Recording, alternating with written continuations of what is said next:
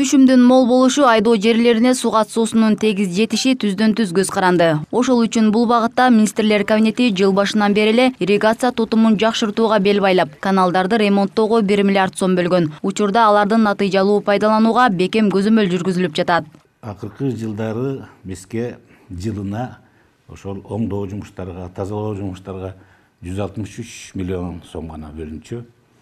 Эми азыркы учурда андан көбүрөөк бөлүнөт деген каралып атат, көбүрөөк сумма каралып атат деп. Эми салыштырып көрсөк, ал суммасы 9 эсе көбүрөөк болот экен. Эми жасалган жумуштар дагы мурдагы жылга караганда 9 эсе көбүрөөк жумуштар жасалган. Быйыл мамлекет айыл чарбасына өзгөчө басым жасап жатат. Айдоо жерлерди кургалтырбай эгин эгип, жалпы эле айыл чарба продуктыларын өндүрүү менен аларды кайра иштетүүгө көңүл бурулууда. Жазгы талаа иштерине кадам таштап эмгектен талбаган дыйкандарды сууга суу, таза үрөн, жер семирткич жана арзан насыя менен камсыздоо колго алынууда. Бул туурасында президент саналуу күн мурда парламентте сөз сүйлөп жатып белгилеген болчу. Мындай иш-аракеттердин баары өлкөнүн азык-түлүк коопсуздугуна оң таасир этет дешет экономист серепчилери. Эң башкысы азыр мына быйыл буюрса тиги жыл жакшы болуп атат, жаз жакшы, жаан жапкын. Эң башкы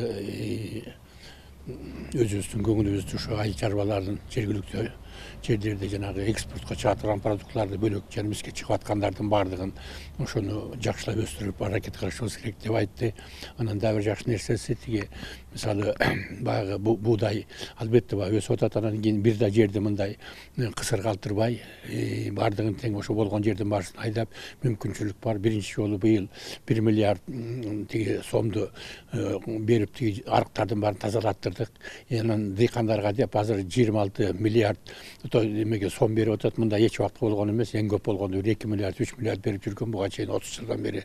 Жазгы талаа иштеринин ойдогудай өтүшү сөзсүз түрдө жеткиликтүү каражатты жумшоону талап кылаары белгилүү. Ушу тапта дыйкан фермерлер Айыл банк, РСК банк жана Керемет банктарынан арзан насыяларды 6% менен 3 жылдан 5 жылга чейинки мөөнөткө алышууда. Жалпы жонунан айыл чарба багытына делип жеңилдетилген насыя берүүгө 26 миллиард сом бөлүнгөн. Анын 1,5 миллиард сому үрөн сатып алууга жумшалган. 16 000 тоннадан ашык жогорку сапаттагы үрөндөр мурда карызы бар жогуна карабастан дыйкандарга 4,5% үстөгү менен 2 жылдык мөөнөткө берилип жатат.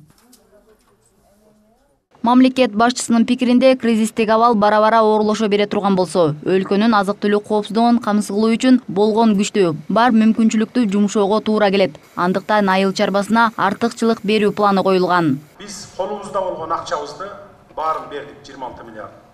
Албетте бул сумма бардык дыйкан фермерлерди быйыл эле дүңүнөн насыя менен камсыз кылып койгонго жетпейт. Ошондуктан эмдиги жылдарга дагы караштырып жатабыз.